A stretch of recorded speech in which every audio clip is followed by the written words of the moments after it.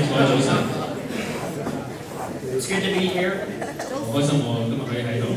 It's our Thanksgiving celebration worship service. 咁就係我哋感恩節嘅敬拜。We are thankful for the many years that we've had as BLC. 都好感恩我哋喺呢度恩福浸信會多幾年。And all of you are a testament to that. 我哋啲姊妹朋友都係呢個見證。Right, has it been 12 years? 係咪12年咧？ How many years are it? 12? 12 as a church. 12 as a church. 跟恩福教浸信會係12年。And we are very thankful for God's grace and what He's done with BLC. 我哋對神對恩福浸信會所做嘅事同埋嘅恩，我哋都好感恩。And it's kind of strange having our Thanksgiving service the second Sunday of Advent. 咁有少少可能奇怪我哋今日嘅敬拜。But we've had to do it because Thanksgiving was so late, and then Christmas is 2 weeks away. 因為今年咧感恩節係有少少遲，我哋聖誕節咧只不過2個禮拜之後。And the theme of our worship music this morning, as well as the story that Tana shared with the kids, is peace. 我哋今日嘅崇拜嘅主題，我哋唱歌唱詩嘅主題都係平安。And for many years, Israel was without peace. 以色列都有好多年係有平安。God's people were without peace. 但係神嘅子民係冇有好多年都係冇呢個平安。And the bigger context of this passage that we're looking at is the prophet Isaiah depicts the destruction of Assyria. 咁今日我所讀嘅經文裏邊以賽亞先知就係描述呢個亞述帝國嘅所帶嚟嘅災禍。And this was also the demise of God's people, Israel. 亦都係講到神嘅子民嘅沒落。Because Jacob and Assyria fell under God's judgment. 因為嗰時係以色列同埋亞述都係受到耶和華嘅審判。But there's one specific difference between the two. 但係有一個好重要嘅分別。Assyria has never experienced peace. 就係亞述係從永遠都係冇呢個和平。It's never rose from that destruction. 佢當佢呢個受到覆滅之後，佢永遠都唔能夠再復興。Babylon, Media, and Persia has prevented that from happening. 因為嗰時有好多其他好強大國家，好似巴比倫、馬代同埋波斯。But as we learn from the prophet Isaiah, God's people have a different story. 但係我哋從以賽亞先知嗰度，我哋可以睇到神嘅子民係另外一個故事。From the smallest stump, 從呢個最細嘅本 and the shoot of Jesse would come restoration of the nation through our Messiah Jesus Christ. 就係透過我哋嘅主耶穌基督神嘅子民從耶西嘅根係能夠得到復興。The Prince of Peace. 耶穌基督就係嗰位和平嘅君。So this morning we're going to look at verse 2. 咁今日我哋首先咧要睇下第2節。Because there are 6 attributes that Isaiah writes and comments about peace. 因為以賽亞咧就講咗話耶和華嘅靈係有6個嘅屬性。There are 6 attributes that the Spirit of the Lord provides all believers to experience. 耶和華嘅靈係俾咗我哋6個嘅屬性，使到我哋能夠係經歷神嘅愛。But before we look at that, there's something that's important that we need to look at. 但係當我哋睇嗰6個屬性之前咧，有一樣嘢係好重要，想大家一齊睇嘅。Isaiah tells us that the Spirit of the Lord would rest on Jesus. 以賽亞同我哋講話，耶和華嘅靈係會住喺耶穌嘅身上。And in this passage, the Lord is mentioned 4 times. 咁喺今日嘅讀經裏邊，呢個耶和華係有出現咗4次。And every letter is capitalized. 而喺英文裏邊個 Lord 呢個字咧係所有嘅英文字都係大楷。And there's a reason for that. 係有一個原因。Because it's in reference to Yahweh. 因為個原因就係話呢個 Lord 係指耶和華。What we know is the Trinity: God the Father, God the Son, God the Holy Spirit. 而係即係話指三一嘅真神就係聖父、聖子同埋聖靈。So Isaiah is telling us what is going to take place when the Messiah comes. 所以以賽亞就同我哋講話，當耶穌再嚟嘅時候會有咩事發生？ And it happens when he was baptized, when Jesus was baptized. 亦都係講話，當耶穌受洗嘅時候有咩事發生？ As we read in Matthew. And when Jesus was baptized immediately, he went up from the water, and behold, the heavens were opened to him, and he saw the Spirit of God descending like a dove and coming to rest on him. And behold, a voice from heaven said, "This is my beloved Son, with whom I am well pleased." 就好似馬太福音嗰度講話，耶穌受了洗，隨即從水裏上來，天忽然為他開了，他就看見神的靈，彷彿鴿子放下落在他身上。從天上有聲音說：這是我的愛子，我所喜悅的。 And then John 1:32, and John bore witness, I saw the Spirit descend from heaven like a dove, and it remained on him. 約翰又作見證說：我曾看見聖靈彷彿鴿子從天降下，住在他的身上。 Scholars proclaim that Isaiah was written probably 700 years before Jesus' birth. 聖經嘅學者都係估計話，以賽亞寫呢個以賽亞書嘅時候，大約係耶穌降生嘅700年之前。He was prophesying something that was going to take place in the future. 所以以賽亞講嘅都係去預知嘅未來。 And that God's peace would rest upon the Messiah. 就係神嘅平安就會臨到係呢個耶穌嘅身上。 And Jesus, through the work of the Holy Spirit, provides us with this peace as well.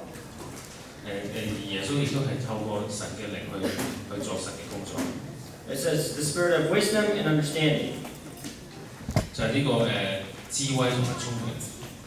The spirit of counsel and strength. 呢個謀略同埋能力嘅靈。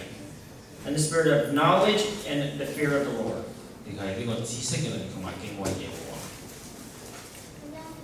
So as Jesus has these, he provides them for his believers. 咁當耶穌同佢嘅信徒講嘅時候 ，First it's wisdom. 首先就係呢個智慧。 Wisdom is the capacity of the mind. In the Old Testament, it involves both knowledge and the ability to direct the mind toward a full understanding of human life and towards its moral fulfillment. 咁智慧係亦都講我哋或者頭腦或者精神嘅能力。咁喺呢個舊約嘅時候係講亦都係包括咗知識，或者包括咗我哋點樣能夠去完全明白我哋嘅人生，同埋我哋可以去遵守唔同嘅道德嘅誡命。So, from a biblical definition of wisdom, it's twofold. 咁喺聖經裏邊咧，智慧係有兩個解釋嘅。We direct our mind to understand what life is about. 我哋去用我哋嘅頭腦去明白，去嘗試去明白我哋嘅人生。It's a full understanding of our human life. 係完全咁明白我哋嘅人生。And toward its moral fulfillment. 同埋亦都去點樣可以去遵守道德嘅誡命。So it's how we live our life once we know that. 就係話，當我哋知道我哋人嘅生命係點樣之後，我哋應該點樣去活我哋嘅生命。And it's Jesus who is the one who provides us with the ability to discern the will of our life. 對我哋嚟講，係耶穌就係嗰位能夠俾我哋能力去辨識嘅事。And how we live for Him. 亦都係耶穌教導我哋點樣可以去為佢而活。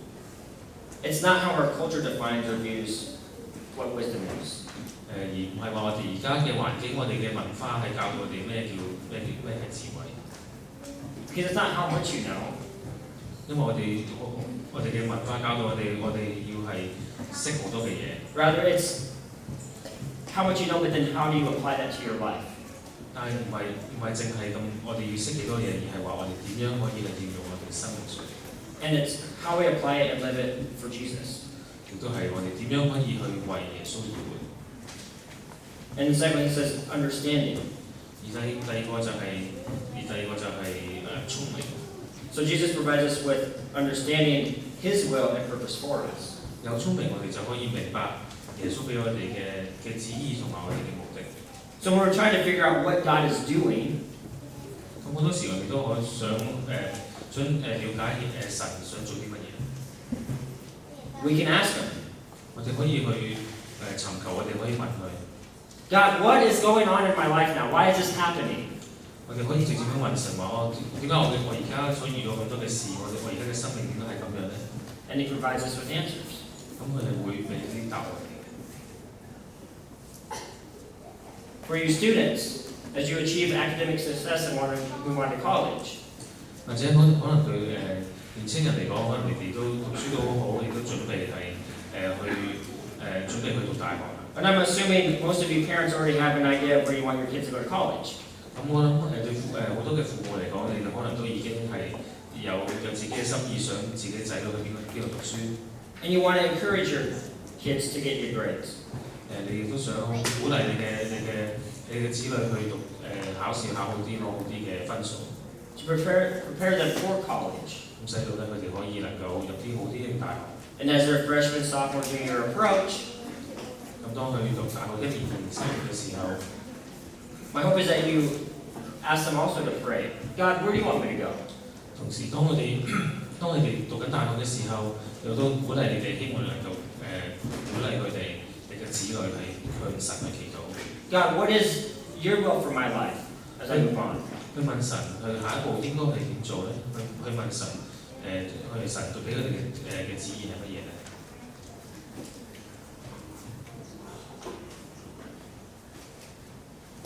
And when it comes to Jesus' return, we wait with great expectation and ask Him for wisdom.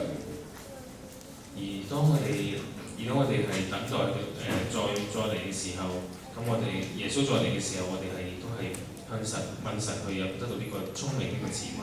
Because that's what Advent is, right? Waiting with great expectation of Jesus' return. 我就好似呢個降臨節，我哋一個好熱切嘅期待耶穌嘅再嚟。 And we ask God for wisdom. How do we live in this culture?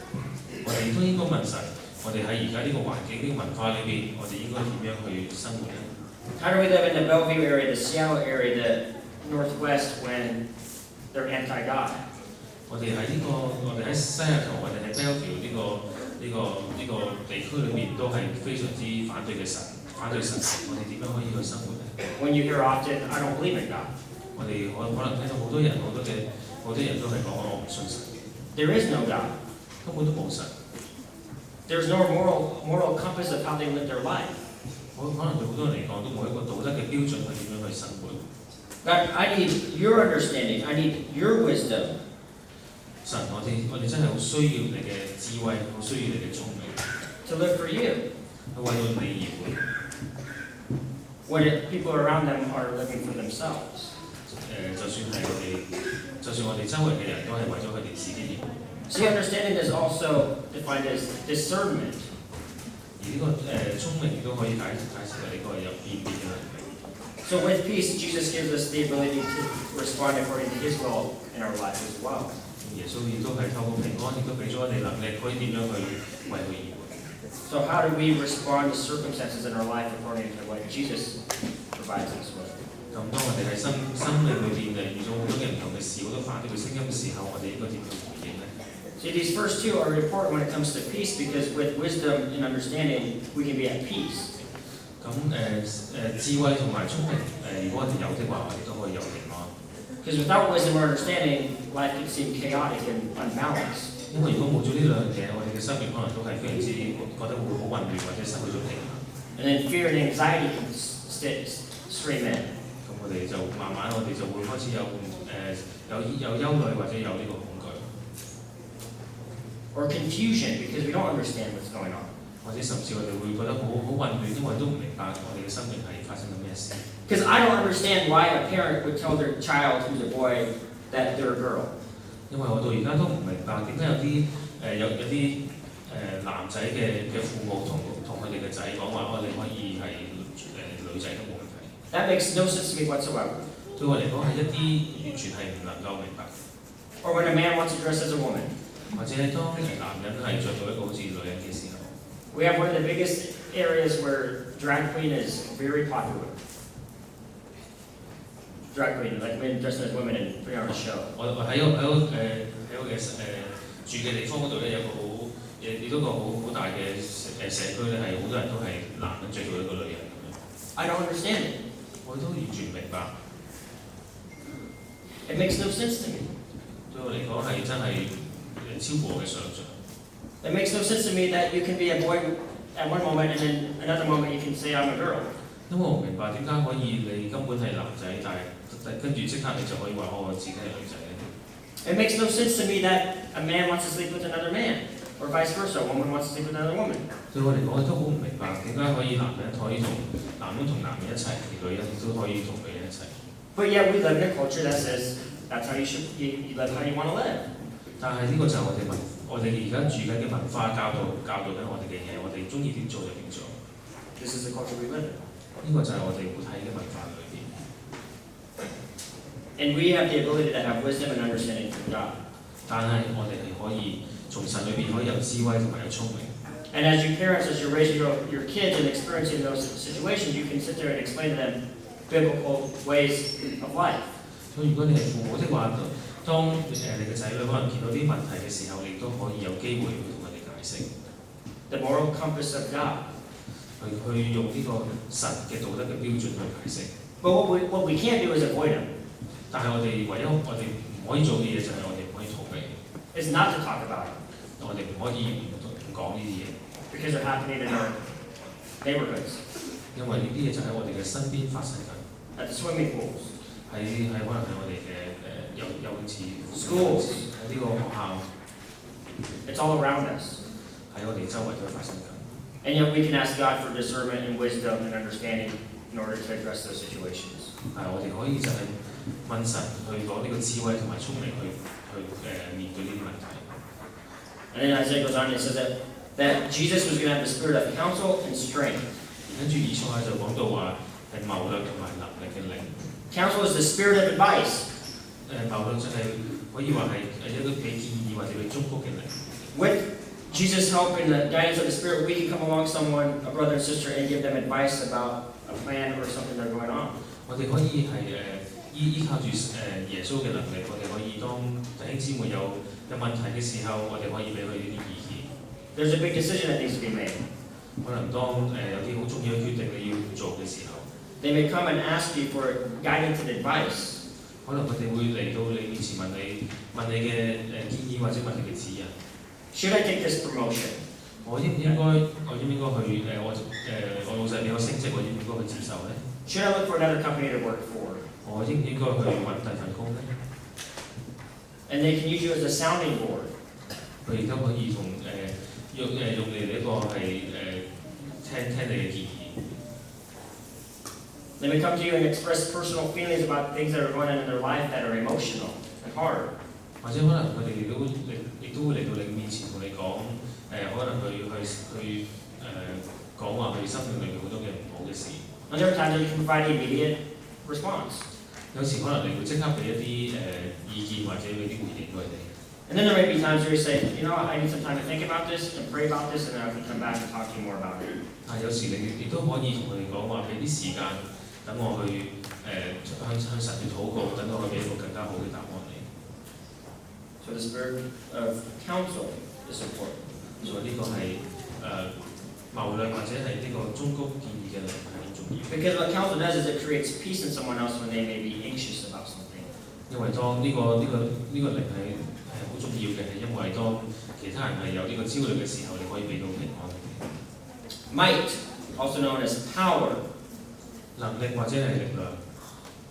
The ability to do things based upon resources, skills, or authorization.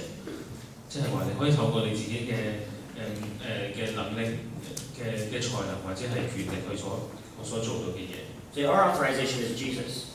而我哋所得到嘅權力係嚟自主耶穌。See, might replaces anxiety and fear. 呢個能力或者力量係可以取代咗呢個焦慮同埋恐懼。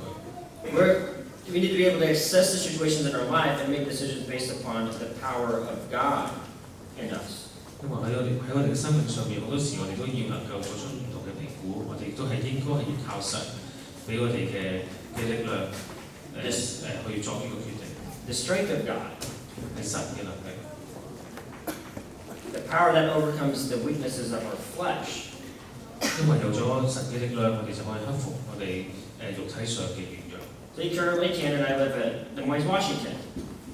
我同Tiana都係住喺south of Seattle. 又係喺西岸嘅南邊。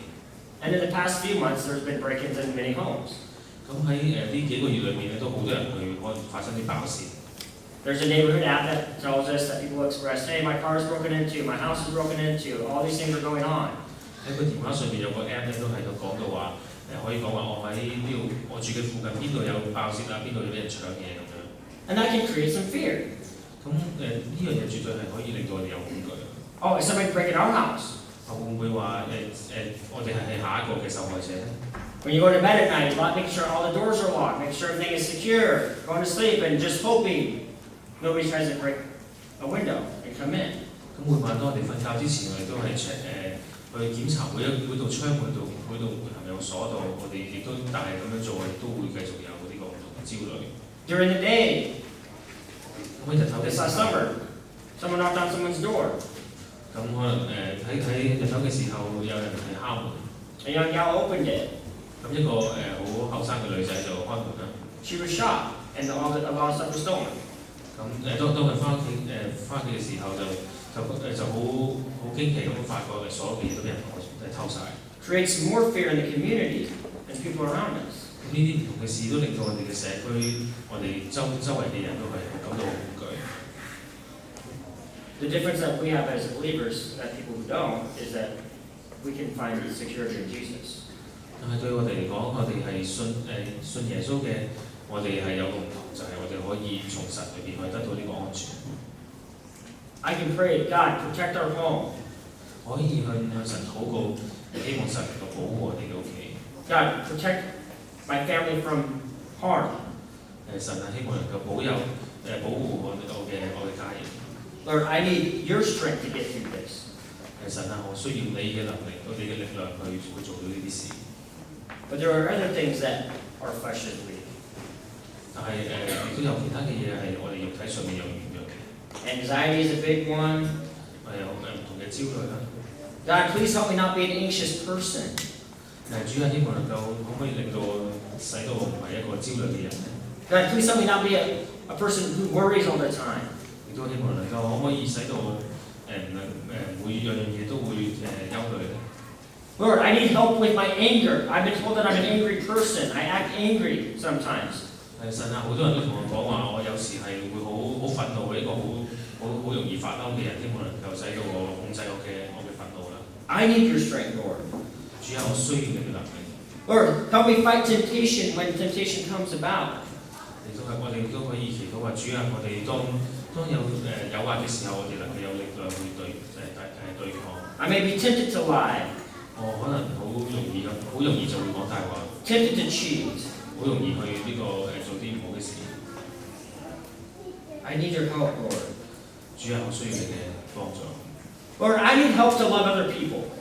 主啊，我需要你嘅力量去使到我可以愛其他人。I just don't get along with people very well. 好多時我都唔係同其他人係能夠有個好嘅關係。I need your strength in order for me to love other people. 我係需要你嘅力量，等到我可以愛其他人。God, I need help loving people who I work with. 我需要呢個幫助，等到我可以愛我嘅同事。There's a big one that Christians face. Lord, help me not to be judgmental. 我哋對我哋基督徒嚟講，我哋都一樣好成日都發生嘅就係我哋需要唔去審判其他人。Because it's very easy for us to point out other people and point out their flaws. 因為對我哋嚟講，好多時我哋好容易就可以指出其他人嘅不足。Especially with the homeless epidemic that we have in Seattle right now. 其中一個例子就係話我哋喺西雅圖好多嘅無家可歸嘅人。I've heard Christians say, what's wrong with those people? Why don't they just go help themselves? 我甚至聽過有啲教會係講話嗰啲人佢哋點解搞成咁啊？點解佢哋會無家可歸啊？ Right? They just need to go to work.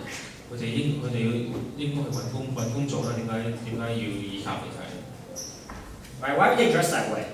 點解佢哋有啲人會着到咁樣咧？ We can do this subconsciously. We can judge people subconsciously.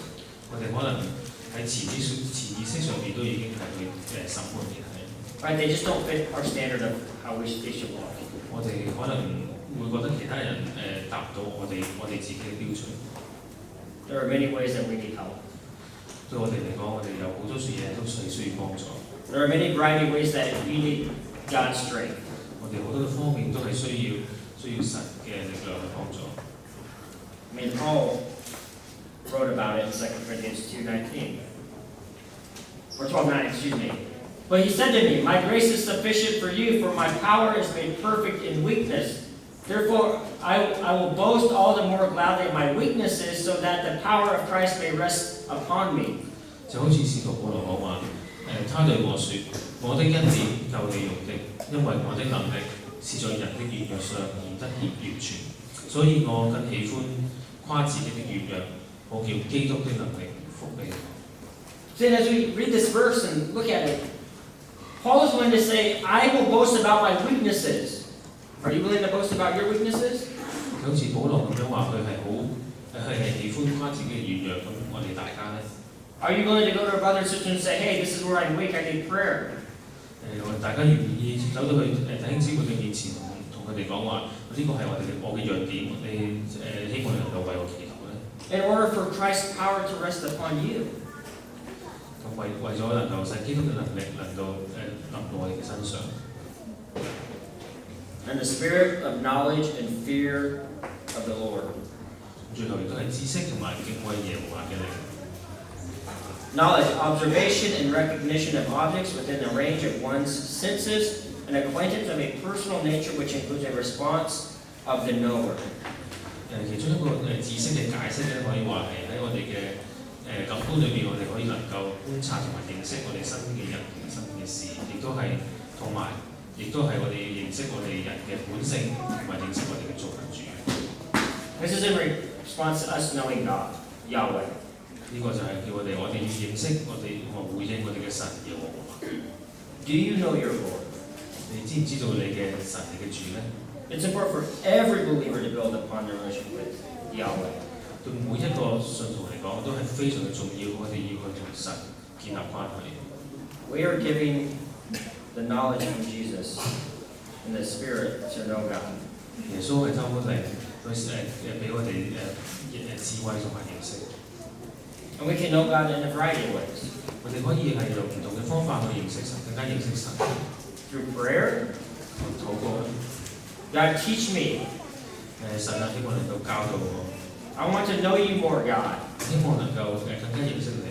By reading your Bible 我哋可以讀經啦。and learning more about Him. 我哋可以更加認識佢。By fellowshipping, as we're going to be doing after service today, amongst food. 亦都好似團契啦，或者即係好似我哋今日完咗崇拜之後，我哋會一齊同弟兄姊妹朋友一齊咁樣。Asking questions to gain insight. 可以去問唔同嘅問題啦。And there are many more ways. 亦都有好多其他嘅方法。Just sitting with God in silence. 甚至係可以我哋就咁坐喺度，靜靜咁坐喺度，就係同神一齊。All to know Him more. 我哋都應該盡力咁樣去認識，更加認識神。And the last one I want to touch on is something that I think that every Christian at some point struggles with. 最後一樣就係我想講嘅就係其中一個屬性係好多基督徒都係缺乏嘅。And that's fearing the Lord. 就係敬畏耶和華。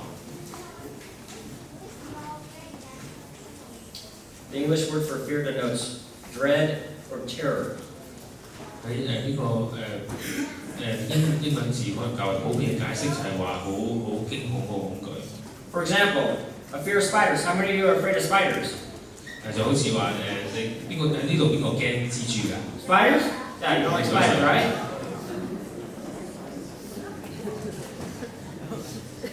What about heights? 咁大家有冇畏高咧？ Who's afraid of heights? Right? We don't like heights. Yeah, it's fear and dread. No, I don't want the terror. 呢啲就係恐懼啦，就好驚。Some people fear dogs. 有邊啲人係驚狗㗎？ I remember when I was a little kid, I was bit in the backside by a German Shepherd. 我記得我細個時候曾經我係俾狗咬過嘅。So I was afraid of dogs for a period of time. 咁所以咧，從此之後咧，我都有一段好長嘅時間我都好驚狗。Right? Who's afraid of the dark? 有邊個係驚黑㗎？驚黑暗？ There's different things that we're afraid of that create in us feelings of terror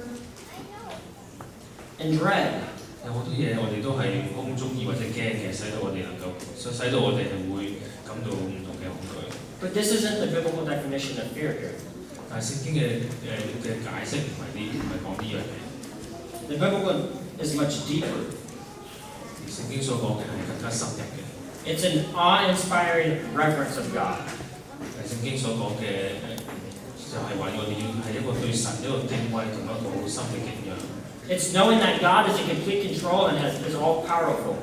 係從我哋好深深咁認識明白神係好完全係掌管， And knowing by a snap of a finger 亦都係我哋明白佢神係有完全嘅能力。 or a blink of his eye, 當佢可以喺個意念裏邊 everything can be taken away. 就可以將所有嘢去攞走。 It's knowing that we may not be here tomorrow. 我哋都知道，我哋可能聽日我哋已經唔喺度啦。 It's coming and saying, God, you are all powerful, all knowing, and I'm going to get down on my hands and knees and worship you as you are to be worshipped. 而經威耶和華就係話我哋明白呢樣神嘅全能，咁我哋喺神嘅面前去跪低，去承認神嘅能力。 I am unworthy of your presence, God. 神啊，我係絕對唔值得你嘅同在。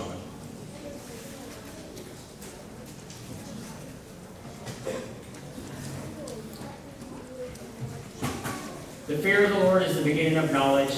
Fools despise wisdom and instruction. 敬畏耶和華是知識的開端，愚妄人藐視智慧和吩咐。 Fearing God, awe-inspiring awe of our Creator. 我哋係要去敬畏，我哋去尊敬敬仰我哋嘅耶和華。 Yahweh, the triune God who sent Jesus to earth. 我哋嘅三一嘅真神係差派耶穌嚟到我哋嘅中間， to provide peace. 俾我哋有呢個平安。 We no longer have to fear. 我哋再唔需要恐懼。 See, brothers and sisters, as followers of Christ, when we practice these 6 attributes, 弟兄姊妹，當我哋喺個生命裏面去實踐呢6個嘅靈嘅屬性嘅時候， we will experience Christ's peace upon us. 我哋就會基督嘅平安就會喺我哋身上。 And when one is out of place, 但係當其中一樣係有偏差嘅時候， or not pursued, 或者我哋唔去追求嘅時候， we won't be at peace. 我哋就唔會有平安。 We need to reflect upon our relationship right now with God. 我哋而家就係要反省我哋同神嘅關係。 Is there a place in your life where you're not at peace? 有冇喺你生命裏面任何一樣嘢你係冇平安呢？ Is there a place where you feel anxious, 有冇任何嘢令到你感到焦慮， disturbed, 或者感到好驚恐？ fearful? 有咩嘢令到你好擔憂？ Do you feel anger 你會覺得好憤怒呢？ or something else? 或者係任何其他嘅嘢？ And you pray and ask God for His peace to reign upon you. 我哋向神去禱告，我哋去尋求神嘅平安臨到我哋身上。 Because when we are at peace with God, 因為當我哋同神有呢個有神嘅平安嘅時候， all the things in our culture, 喺我哋所有嘅嘢喺我哋身邊嘅文化裏邊， the chaos, 我哋身邊嘅所有嘅混亂， the immorality, 所有嘅唔道德嘅嘢， it won't bother us. 都唔會再去纏繞我哋。 Or I should say it won't affect us in a negative way. 或者我應該咁講，所有嗰啲唔好嘅嘢都唔會好負面咁影響到我哋， Because we are called to make disciples. 因為我哋係耶穌係呼召我哋去訓練呢個其他嘅門徒， We're called to pray for those who need Jesus. 我哋係要向基督去禱告。 And we are continuing to pray for God's peace amongst His people and amongst His creation. 我哋都要繼續去祈求神去有咁樣嘅平安去臨到我哋同埋我哋身邊嘅人身上。 As I'm reminded by David's words when he said, and I believe in Psalm 120, you can correct me afterwards if I'm wrong, when he said, I am for peace, but when I speak, they are for war. 因為喺詩篇裏邊，大衛就好似講過話，當 When I speak, I am for peace, but they are for war. 當我講嘅時候，我講嘅嘢係平安，但係對佢哋嚟講就係呢個戰爭。And I believe that's the culture we live in. When we're for peace, everyone around us is for war. 我覺得都好應用喺我哋嘅文化裏面，因為我哋所講嘅都係講和平，但係其他人講嘅嘢都係講呢個爭鬥。Let us pray. 我哋一齊禱告。Father God, thank you for your Son Jesus. 主啊，好感謝你，我哋為到耶穌基督感謝你。Thank you that we can celebrate Advent. 我哋好感恩，我哋能夠去紀念耶穌，紀念呢個降臨節。As we wait for, with a great expectation, the return of your Son Jesus. 當我哋好熱切咁盼望主耶穌你再嚟嘅時候， So Lord, I pray that you will open our eyes, our hearts, and our ears to hear from you. 主希望能夠打開我哋嘅心，打開我哋嘅靈，等到我哋可以聽到你。And if there's an area in our lives that we're not at peace, Lord, I pray that you will reveal that to us, that we may come to you and be at peace with it. 主希望等我哋可以睇到我哋生命上邊有乜嘢係冇平安嘅，咁我哋睇到之後，我哋可以去到你嘅面前去攞到呢個平安。And I say it's your name, amen. 主我哋祈求奉主耶穌基督嘅名。